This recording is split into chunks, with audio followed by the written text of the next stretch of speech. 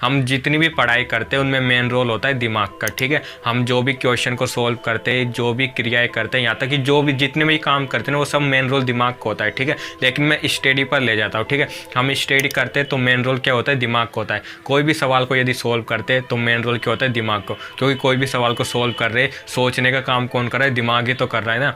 तो देखो एक सवाल मैं पूछता हूँ, क्या ऐसा हो सकता है कि कोई व्यक्ति दिमाग से ही ना सोचे लेकिन फिर भी वो किसी सवाल को मतलब बिल्कुल सही सोल्व कर दे और वो भी कम समय में?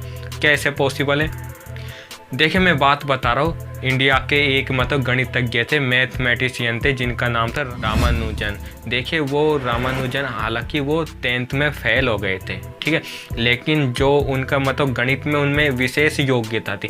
मतलब कोई भी सवाल होता है ना वो चंद सेकंडों में हल कर देता है। उनकी इंटेलिजेंसी की जो मेजरमेंट है ना वो इस बात से लगाई जा सकती है कि जो बड़े से बड़े जो मैथमेटिशियन होता है ना, उसको यदि कोई भी कठिन सवाल यदि हल करता है ना तो वो उसमें कम से कम 11 घंटा लेता है, ठीक है। मतलब कि बड़े से बड़े मैथमेटिशियन है वो भी 11 घंटा लेता है उस कठिन सवाल को हल करने में। लेकिन उसी कठिन सवाल को हल करने में जो रामानुजन है, जो इंडिया के थे मैथमेटिशियन, वो उनको मात्र चंद सेकंडों में हल कर देता है। तो उससे लगाई जा सकती है कि मतलब वो कितने इंटेलिजेंट होंगे। तो मतलब उनकी ये ख्याति पूरे भारत में फैल गई और भारत से विदेशों में इनकी ख्याति फैल गई। तो विदेश में मैं इंग्लैंड की बात करता हूँ, तो इंग्लैंड में जो सबसे बड़े मैथमेटिशियन होते हैं ना, तो उनमें भी उनका इंग्लैंड में एक मैथमेटिशियन के जिनका नाम था हार्डली। तो हार्डली को भी उनकी मतलब जो काबिलियत के बारे में पता चला तो उन्होंने रामानुजन को इंग्लैंड बुला लिया। इंग्लैंड में जो लंदन है ना वहाँ पर उनको बुला लिया, ठीक है। तो उनके बीच में बातचीत हुई, ठीक है। बातचीत के दौरान जो सबसे बड़े मैथमेटिशियन में जिनका नाम आता है ना हार्डली, तो वो मतलब खुद को उनके सामने एक बच्चा सा महसूस कर रहा था, क्योंकि रामानुजन में इतनी इंटेलिजेंस थी कि हर कोई कोई भी बड़े से बड़ा मैथमेटिशियन आ जाए उनके सामने वो खुद को मतलब छोटा ही महसूस करेगा। मतलब कि रामानुजन से कोई भी यदि सवाल पूछते ना तो मतलब उस सवाल को पूरा होना नहीं देता, लेकिन उससे पहले वो उसका आंसर बता देता है। तो इसीलिए उन पर बहुत सारी स्टडी की गई, आखिर ये व्यक्ति आखिर इतनी जल्दी आंसर कैसे बता देता है। तब स्टडी करने पर यह पता चला कि जो रामानुजन है ना वो अपने माइंड से नहीं सोचता है। क्योंकि देखो यदि कोई व्यक्ति सोचता है ना, अगर कोई व्यक्ति माइंड से कोई सोचता है तो उसमें वो समय लगता है, ठीक है। क्योंकि माइंड एक दिमाग है, वो कोई भी काम बिना सोचे नहीं करेगा। कोई भी यदि तुमसे ये सवाल पूछा कि 2 + 2 कितने होते हैं, 4 होते हैं, तो इसमें तुम्हें मतलब माइंड में तुम्हें सोचना पड़ा, ठीक है। सोचने के बाद ही उसमें आंसर लिख रहा 4, ठीक है ना। तो मतलब रामानुजन बहुत जल्दी उसका आंसर दे देते हैं। तब वैज्ञानिकों ने जो ये बताया कि जो रामानुजन है ना वो दिमाग से सोचते नहीं है, ठीक है, वो सोचने काम वो दिमाग से नहीं करते।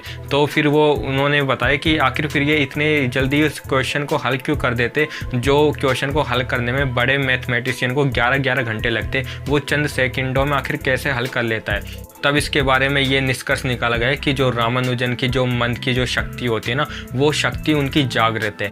तो वो शक्ति जागृत होने के कारण उनसे यदि मैथ का यदि कोई भी क्वेश्चन पूछा जाता है ना तो वो मन की शक्ति उसमें हेल्प करती है और उसी मन की शक्ति के कारण वो तुरंत उसका जवाब दे देते हैं। लेकिन जब वो माइंड से ये सवाल सोचा जाता है तो माइंड को वो समय लगता है, लेकिन जो मन की शक्ति होती है वो उसमें इतना समय नहीं लगता। इसलिए कोई भी यदि उनसे कोई भी क्वेश्चन करता है तो मन की शक्ति के कारण वो उनका तुरंत उसका जवाब दे देते हैं।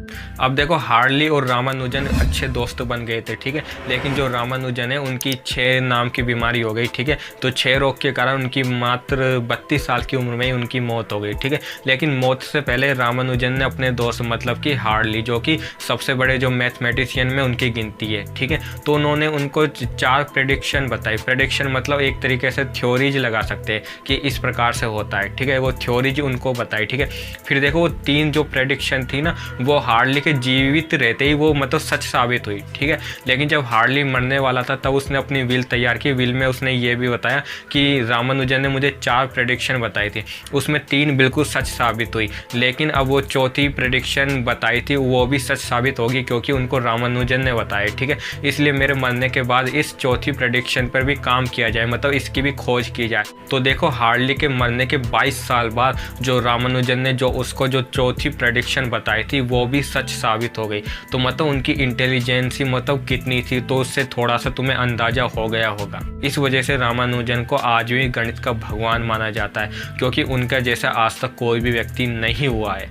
यानी एक बात क्लियर है कि शरीर में सबसे ज़रूरी माइंड होता है, लेकिन यदि किसी की यदि मन की शक्ति यदि जागृत हो जाती है तो वो माइंड को भी पीछे छोड़ देती है। मतलब सबसे बड़ी मन की शक्ति होती है और उसको हमें जागृत करना पड़ता है। हालांकि मन की शक्ति ऐसी भी नहीं है कि हर कोई की जागृत हो जाती है, ठीक है ना, लेकिन मन की शक्ति और दिमाग की यदि तुलना की जाए तो मन की शक्ति के आगे दिमाग कुछ भी नहीं है।